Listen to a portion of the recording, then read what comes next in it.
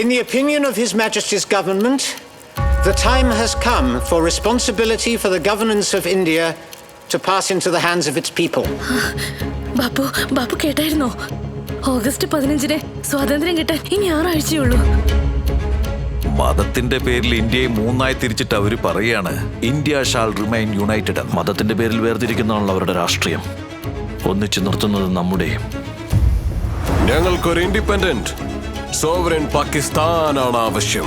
അതിൽ കുറഞ്ഞ് ഒന്നും വേണ്ട. നമുക്കിങ്ങനെ കൈകെട്ടി നിന്ന് കൂടുതൽ നിരപരാധികൾ മരിക്കുന്നത് കണ്ടു നിൽക്കാനാവില്ല. ജിന്നയുടെ അടുത്ത് ഒരു തരത്തിലുള്ള കോംപ്രമൈസും ഇല്ല.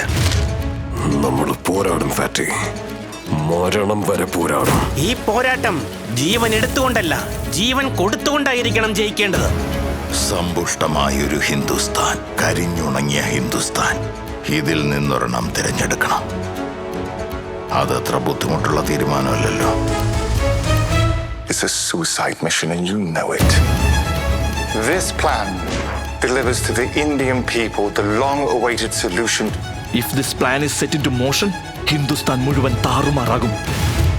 ഇന്നത്തെ പരിസ്ഥിതിയിൽ സത്യവും അഹിംസയും കൊണ്ടൊന്നും ചെയ്യാൻ പറ്റില്ല.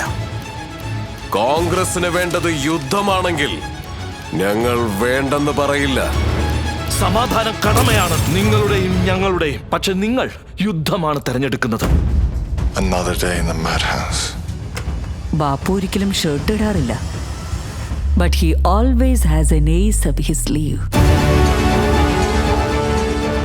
ഇപ്പോ അവരുടെ രാഷ്ട്രീയവും നമ്മുടെ സത്യവും തമ്മിൽ ഏറ്റുമുട്ടാനുള്ള സമയമായി. After 3 centuries of divide and rule, you will leave us at fragment and quit.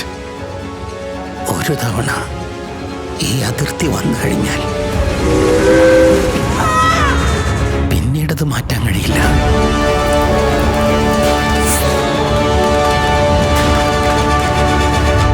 എന്റെ മാത്രമല്ല, കോടിക്കണക്കിന് ഭാരതീയരുടെ കഥയാണ്.